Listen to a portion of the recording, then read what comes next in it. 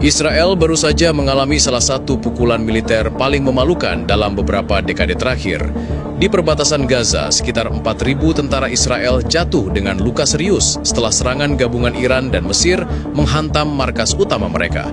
Angka ini bukan statistik kecil, tapi kerugian yang langsung menggerus moral dan kemampuan tempur pasukan yang selama ini dikenal arogan. Biasanya mereka bangga ngitung jumlah korban Palestina. Kali ini gilirannya dunia yang hitung korban Israel kayak hitung ayam kena flu burung. Serangan ini terjadi cepat dan terkoordinasi. Iran mengirim bantuan militer berupa rudal dan dukungan intelijen, sementara Mesir turun dengan kekuatan udara. Jet-jet tempur Mesir melakukan bombardir tepat sasaran ke base camp Israel yang jadi pusat operasi. Hasilnya, fasilitas komando, gudang logistik, dan barak tentara luluh lantak dalam hitungan menit.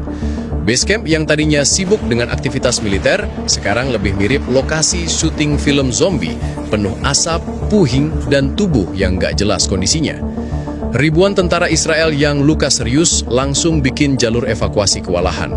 Rumah sakit lapangan gak mampu menampung, ambulans datang dan pergi tanpa henti. Bahkan ada laporan tentara yang harus dirawat di lantai berdebu sisa reruntuhan. Ironisnya, pasukan yang biasa jagoan dengan senjata canggih itu sekarang berebut perban kayak orang rebutan tiket konser. Israel benar-benar kaget dengan langkah Mesir. Hubungan yang selama ini terkesan tenang-tenang saja mendadak berubah jadi hantaman telak. Kalau Israel selama ini ngerasa bisa jadi bos di kawasan, sekarang mereka kayak karyawan magang yang baru aja dipecat rame-rame.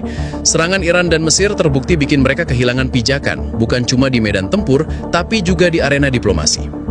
Kondisi pasca serangan makin parah karena sistem komunikasi Israel juga ikut lumpur. Para komandan kesulitan kasih instruksi, tentara di lapangan bingung mau bergerak kemana. Singkatnya, tentara yang biasa sok kompak ini sekarang sibuk main petak umpet nyari jalan selamat. Laporan terbaru menyebutkan korban luka bukan cuma soal fisik tapi juga mental. Banyak prajurit yang syok, trauma, bahkan ada yang menolak balik ke garis depan. Biasa mereka bikin propaganda soal semangat tempur tak tergoyahkan, sekarang yang tergoyahkan justru kakinya sendiri karena kena serpihan bom. Serangan ini jelas jadi tamparan besar buat Israel. Ribuan tentaranya lumpuh, markas hancur, dan dua kekuatan regional, Iran dan Mesir, membuktikan kalau mereka bisa main keras di lapangan. Dunia sekarang menyaksikan sebuah realita. Israel yang biasanya sok jago, kali ini cuma jadi pasien massal rumah sakit darurat. Serangan gabungan Iran dan Mesir meninggalkan dampak militer yang tidak main-main di perbatasan Israel-Gaza.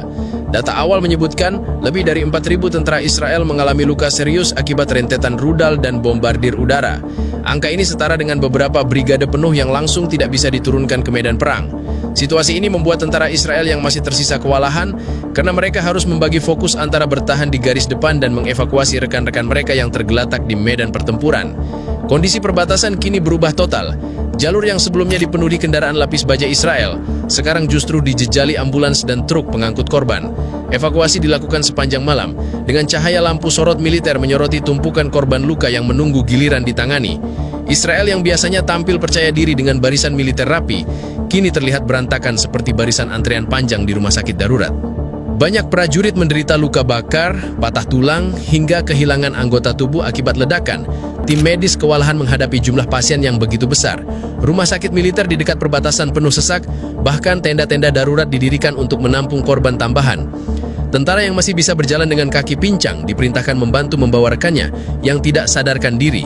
Ironisnya, pasukan yang digadang-gadang sebagai salah satu yang terkuat di kawasan justru terlihat seperti korban bencana alam besar. Selain beban medis, ada persoalan serius pada sisi logistik. Serangan udara Iran dan Mesir menghancurkan gudang amunisi, bahan bakar, hingga suplai makanan. Tentara yang selamat bukan hanya berjuang dengan luka fisik, tapi juga dengan kekurangan peralatan dasar untuk bertahan hidup. Banyak dari mereka yang terpaksa makan dengan porsi seadanya, sementara air bersih pun mulai terbatas. Dampak psikologis juga tidak bisa diabaikan. Ribuan korban luka yang bergelimpangan menciptakan suasana panik di antara pasukan yang masih bertugas. Banyak prajurit mengaku kehilangan semangat tempur setelah menyaksikan rekannya hancur lebur akibat bom. Ada laporan bahwa beberapa unit bahkan menolak maju ke garis depan karena trauma serangan mendadak yang begitu dahsyat. Biasanya mereka digambarkan tangguh, kali ini mereka justru dipenuhi ketakutan yang nyata. yang membuat situasi semakin rumit. Koordinasi internal Israel ikut kacau. Sistem komunikasi yang rusak pasca serangan membuat informasi evakuasi tidak jelas.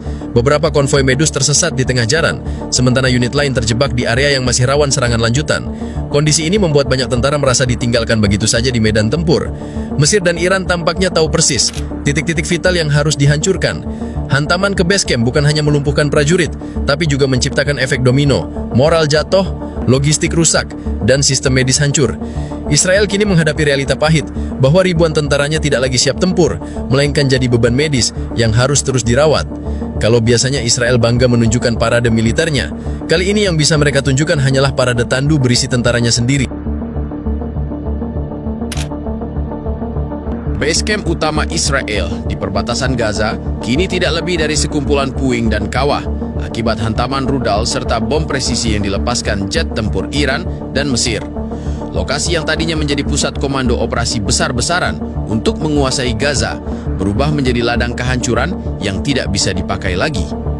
Serangan ini berlangsung dalam beberapa gelombang, dimulai dari rudal balistik jarak menengah Iran yang menghantam sistem pertahanan, disusul oleh pesawat tempur Mesir yang mengebom titik-titik vital seperti gudang amunisi, depot bahan bakar, serta barak tentara. Begitu serangan dimulai, ledakan pertama langsung memutus suplai listrik di seluruh kompleks. Radar dan komunikasi mati total, membuat tentara Israel tidak bisa merespons secara terkoordinasi. Hanya dalam waktu beberapa menit, markas yang biasanya dijaga ketat berubah jadi target empuk. Bom jatuh bertubi-tubi, mengangkat debu hitam tebal yang menutupi pandangan puluhan kilometer. Iron Dome yang selalu dibanggakan Israel juga gagal memberi perlindungan berarti. Bahkan, sistem itu ikut lumpuh karena serangan rudal pertama yang menyapu panel utamanya. Gudang amunisi yang menjadi salah satu target utama meledak hebat. Ledakan itu menciptakan bola api raksasa yang terdengar hingga jauh ke wilayah sipil di Israel Selatan. Sisa-sisa mortir, peluru, dan roket berterbangan ke segala arah, menghujani tenda-tenda darurat dan kendaraan lapis baja di sekitarnya. Banyak tentara yang sedang beristirahat tidak sempat melarikan diri dan akhirnya terjebak di tengah kobaran api. Ironisnya, gudang yang disiapkan untuk menambah daya tempur Israel justru menjadi penyebab tambahan kehancuran mereka sendiri. Depot bahan bakar ikut menjadi sasaran. Ketika rudal Mesir menghantam tangki utama, ledakannya menimbulkan gelombang panas yang melumat truk-truk pengangkut di sekitarnya. Kobaran api yang dihasilkan begitu besar hingga terlihat jelas dari jalur perbatasan Gaza. Asap hitam pekat menjulang tinggi, membuat langit sore berubah kelam. Pasukan pemadam internal militer Israel pun tak bisa berbuat banyak karena peralatan mereka ikut hancur dalam serangan pertama. Barak-barak tempat ribuan tentara beristirahat hancur rata dengan tanah. Rangka baja bangunan bengkok, beton runtuh, dan tenda-tenda terbakar habis. Banyak prajurit yang masih berada di dalam barak saat bom menghantam, membuat jumlah korban melonjak drastis. Evakuasi sulit dilakukan karena jalur utama menuju barak tertutup reruntuhan dan kawah besar bekas ledakan. Tentara yang selamat berteriak mencari rekan mereka di bawah puing, sementara suara ledakan kecil dari amunisi yang masih tersisa terus terdengar. Selain kerugian material, efek psikologis dari kehancuran basecamp ini luar biasa. Basecamp selama ini menjadi simbol keunggulan militer Israel di kawasan selatan. Kini, simbol itu justru menjadi saksi bisu betapa rapuhnya sistem pertahanan mereka ketika menghadapi serangan gabungan yang terencana dengan baik. Tentara Israel yang biasanya penuh percaya diri berubah jadi pasukan panik yang hanya berpikir bagaimana cara keluar dari neraka itu.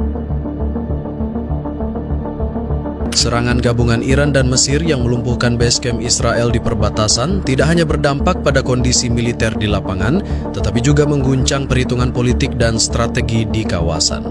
Untuk pertama kalinya sejak lama, Israel menghadapi skenario di mana mereka tidak hanya melawan kelompok bersenjata Palestina, tetapi juga harus menanggung tekanan langsung dari dua kekuatan negara besar di kawasan. Iran selama ini dikenal sebagai pendukung utama kelompok perlawanan di Gaza dan Lebanon. Namun langkah terbaru mereka untuk terlibat langsung dengan bantuan militer nyata, termasuk rudal, intelijen, dan dukungan teknis, menunjukkan bahwa mereka tidak lagi bermain lewat proksi semata. Bagi Iran, ini adalah pesan politik ke seluruh kawasan. Mereka siap masuk langsung ke medan perang jika kepentingan regional mereka terusik. Dengan menyerang Israel secara frontal, Iran ingin menunjukkan bahwa dominasi Tel Aviv tidak bisa dibiarkan tanpa perlawanan. Mesir menjadi kejutan terbesar dalam pertempuran ini. Selama bertahun-tahun, Kairo berusaha menjaga posisi netral atau bahkan tampak enggan terlibat langsung. Namun ketika Gaza berada di ambang kehancuran total akibat operasi Israel, Mesir memilih melawan. Dengan mengirimkan jet tempur untuk membombardir base camp Israel, Mesir menegaskan bahwa mereka tidak akan membiarkan Gaza jatuh sepenuhnya ke tangan Tel Aviv. Keputusan ini sekaligus memperlihatkan perubahan besar dalam sikap politik Mesir dari sekedar penengah menjadi pemain aktif dalam medan perang. Dari perspektif politik regional, keterlibatan Mesir adalah sinyal berbahaya bagi Israel. Kairo adalah negara yang pernah menandatangani perjanjian damai dengan Israel, sehingga keikutsertaan mereka dalam serangan militer jelas melanggar ekspektasi Tel Aviv. Israel sebelumnya mungkin menganggap Mesir tidak akan pernah menyeberang batas ini. Sekarang ilusi itu pecah, dan Israel dipaksa sadar bahwa bahkan tetangga damai mereka bisa berbalik menjadi lawan. Reaksi internasional pun langsung mengemuka. Negara-negara barat yang biasanya berdiri teguh di belakang Israel kini dibuat kebingungan. Di satu sisi mereka tidak bisa mengabaikan fakta bahwa ribuan tentara Israel tumbang dalam satu malam. Di sisi lain mereka juga sadar bahwa eskalasi ini bisa menyeret kawasan ke perang skala penuh. Washington dan sekutunya mendesak deeskalasi, tapi posisi mereka tampak lemah karena Israel jelas dalam posisi kalah. Bagi Palestina, serangan gabungan ini adalah bentuk perlindungan yang nyata. Selama bertahun-tahun mereka menghadapi tekanan militer Israel sendirian, kini ada dua negara besar yang turun tangan. Kehadiran Iran dan Mesir membuka ruang baru bagi strategi perlawanan Palestina. Mereka bisa memanfaatkan waktu yang diberikan oleh kehancuran militer Israel untuk mengatur ulang posisi, memperkuat persenjataan, atau bahkan melancarkan serangan balasan ke wilayah Israel yang lain. Secara strategis, dampak terbesar dari serangan ini adalah berhentinya rencana Israel untuk menguasai Gaza sepenuhnya. Dengan 4.000 tentaranya lumpuh dan base camp utama hancur, Israel kehilangan momentum dan kapasitas operasional.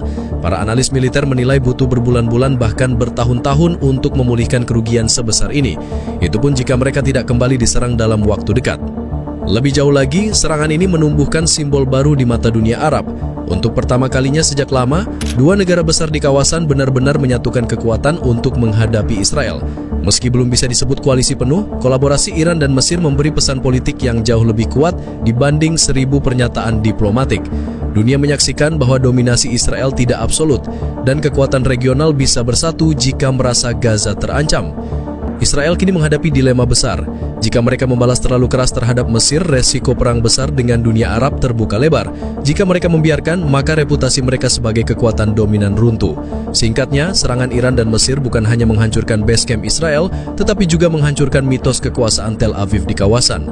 Yang tersisa sekarang hanyalah pertanyaan, apakah Israel masih berani melanjutkan ambisinya di Gaza, atau justru terpaksa mundur dengan kepala tertunduk?